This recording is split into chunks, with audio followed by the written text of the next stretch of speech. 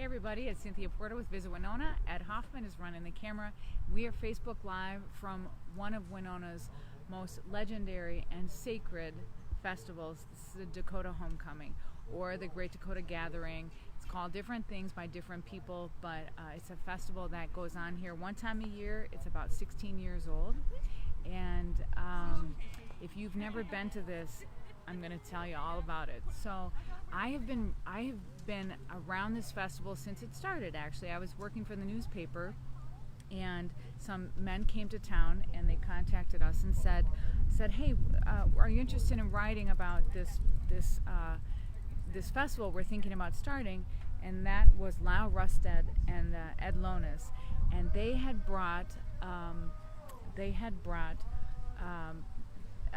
hereditary chief Ernie Wapasha to Winona, and his wife and their son Leonard Wapasha. So the Wapashas, just a little bit of history. This was called Wapasha's Prairie by Native American cultures, for, I don't know, millenniums probably. And then the European settlers started coming here. They really liked this land, so we did really a lot of, let's be honest, a lot of terrible things as European settlers, and we removed Native Americans from this land. They got distributed all over the upper Midwest. Some went to Canada. A lot were put on reservations in South Dakota and North Dakota. It's a horrible and tragic history. But what had happened is that these men were working on some reconciliation. They wanted to try to bring these people back to their ancestral homes. So the Wapashas, Ernie Wapasha and then his son Leonard Wapasha, were the direct descendants of the former chiefs Wapasha. There's Wapasha 1, Wapasha 2, Wapasha 3. Here we're going to get out of the wind a little bit. And so these were their descendants. And so these two gentlemen, Ed Lonis was also Dakota Indian. Lyle was not, but he was a person who had a vision and unity for this culture. And so they are the foundation of this event. And the different tribes of Dakota and Lakota from across the entire upper Midwest were coming to this. They bring their drum circles, they bring their dancers. There's going to be, they call it the Grand Entry, and what that is basically is it's a competition dance where different dancers come from different tribes. They're wearing regalia. The regalia, everything that they do, to us it looks like it's just some people out there dancing and people banging on a drum. But what you need to understand is that everything that they do is so sacred. They're just getting started.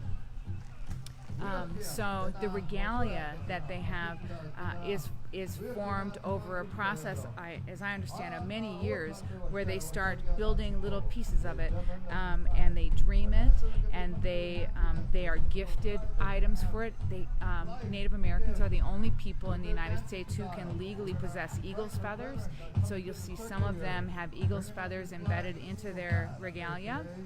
They're not costumes. You should never call them costumes, because these outfits are an expression of their spirituality, of their Indian spirituality, and they are sacred. I just bought a beautiful little anklet. Isn't that sweet? From a vendor that's over here. They have blankets, they have some t-shirts, they have shawls, and they have jewelry. They have beaded earrings that are magnificently beautiful, and they're so inexpensive. There's some other vendors here too. I haven't walked around to see all of the vendors who are here. There's also a fry bread truck.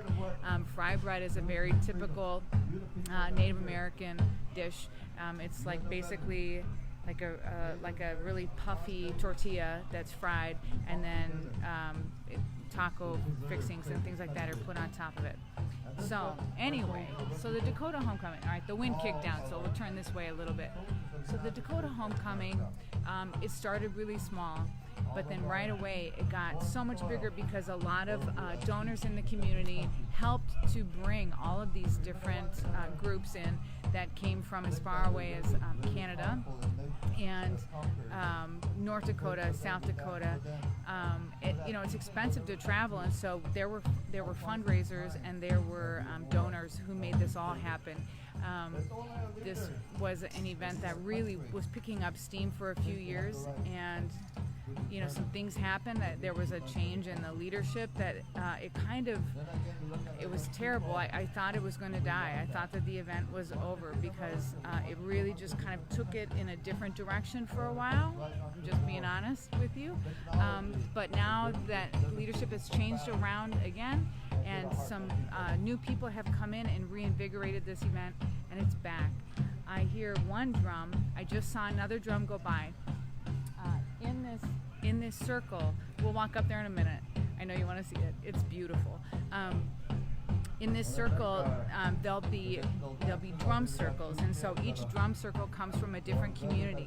They have one drum in the community. It's cared for by one drum caretaker. I don't remember, they have a word for her. It's always a woman, and she's the keeper of the drum. Basically, the drum is completely sacred, and then people are added to the drum circle only through a very special process. I think they have to be like visioned or dreamed into it, and they then can join the drum circle. What they're singing is actually Native American songs. Their words. It's hard to understand because this is their original language, and it's something that nearly died with their culture. We actually, apparently, the European people forced them to stop speaking their own language, and that's why. Did you ever see the movie about the code talkers? Because and there was actually a code talker here one year. They were people, I think it was during World War II, the Dakota Indian language, it had never even been written down, really. It was a completely oral language. And so nobody, especially the Germans, understood it. Nobody knew it. And so our government brought in a team of code talkers to communicate on military operations with each other in Dakota language. So the enemies couldn't understand they could break every other code, but they could not break this code because the language is so original to the people that nobody else knew it. So anyway, fun fact. Dakota language is coming back. I know that within their communities, they're teaching it more to their children. You'll hear kids sometimes speaking. There was, right before this started, there was a storyteller. He's up on the stage still. Thanks, Ed. I was going to go down on that one. There's a storyteller. I hate to say it, it might be Danny Seaboy. It used to be Danny Seaboy for years and years and years. He was a very famous Dakota storyteller, and it sounds like him, but it might be someone else who is up there telling. So they talk, and they share tales. They share just anecdotes about the culture. You can hear the singing. It's just beautiful. There used to be, at its height, when I was coming here early in its start, there was probably like 6 or 8 drum circles. It's incredible, and then they would take turns. And I'm not sure. There might only be a couple here now. I mean, it's a lot of organizing. It's a lot of money. It's a lot of effort to bring those groups to the community. And so hopefully it's something that as it builds back up. But if you have never been to a powwow, that's the colloquial name for what this is, a powwow. It's also called a wasipi. A wasipi in Dakota culture is like a celebration, a festival, a fiera, a gathering in which they come together, they eat, they tell stories to each other, they play games. There's a game called the Moccasin Games. I haven't seen if they're playing the Moccasin game, but that's tons of fun to watch. If you ever had the chance to go to a powwow, like the real deal powwow, they probably will have these moccasin games too, and basically it's like a shell game. It's really, really elaborate shell game where there's like a team of 3 on one side, a team of 3 on the other side, and so they have these like pads, embroidered fabric covers. And they take and they hide like just basically a shell under one of it, and then they try to psych each other out and trick each other, and then the other ones have a wand and they have to like guess, and then you get points if you get it, you know, and they consult with each other and they trick each other. It's so fun to watch.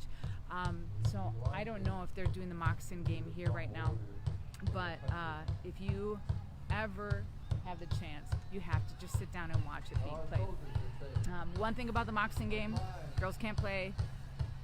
You know, there are some cultural things that I don't personally agree with, having to do with, you know, their cultural beliefs, in which there's a real division culturally between men and women and their duties and their roles. I will say this, in the Native American culture, women are a very significant force. They're like the life givers, and but men play the moccasin game. So, okay, so these dancers. Ed has 20%. He's like, wrap it up, Cynthia. I'm not going to talk too much more as we get up real close here, because I'm just going to let you have a look and watch what's going on. But, okay, so every year this happens. The date has moved around a little bit, but I think they've kind of settled into either the end of August or the beginning of September. That's kind of where it's been the last couple of years. There are other Native American events that happen around Minnesota. I know in Mankato there's a large powwow, but this one is special because one of the things that comes with it is like a truth-telling circle. It was really an effort by people in Winona to just kind of mend, to whatever extent is even possible, to mend the wrongs that had been done to the community of Dakota Indian who lived here. This was their ancestral home. The Sugarloaf, here we're going to turn, I'm just going to give you a look at Sugarloaf. Sugarloaf was kind of, it was called Wapashaw's Cap, and it was actually a domed bluff, just like all of the other ones, and we quarried it to look like that. It didn't look like that before, but it was called originally Wapashaw's Cap, and this area right in here and around the base of it was their summer home, where they spent summers. Okay, so enough about that. Let's go see the grand entry. There's all different kinds of dancers. There's the jingle dress dancers. The jingles that they have are actually all snuff tins, and they take the lid of the snuff tin and they twist it, and then they sew hundreds and hundreds onto their clothes. There's also the boys, just like grass dancers, and everything is really shaky and jingly. It's so beautiful. Why are they crying? Right now, they have their color guard has come in. You know, Native Americans have served in our military. They have been soldiers just like everyone else in our culture, and so they even have like a POW flag and some other military garb on with their regalia. Let's go look. But he's crying because that fellow soldier, all comrades, got killed. So they would attack, crying.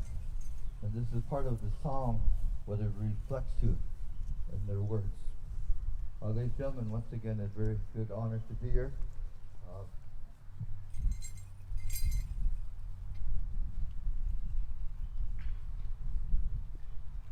It's a little bit windy here, so we're just going to do our best here. Ladies and gentlemen, first of all, we got we have 3 Eagle staffs. First of all, I'd like to recommend the Gordon Western Lodge, if you would recognize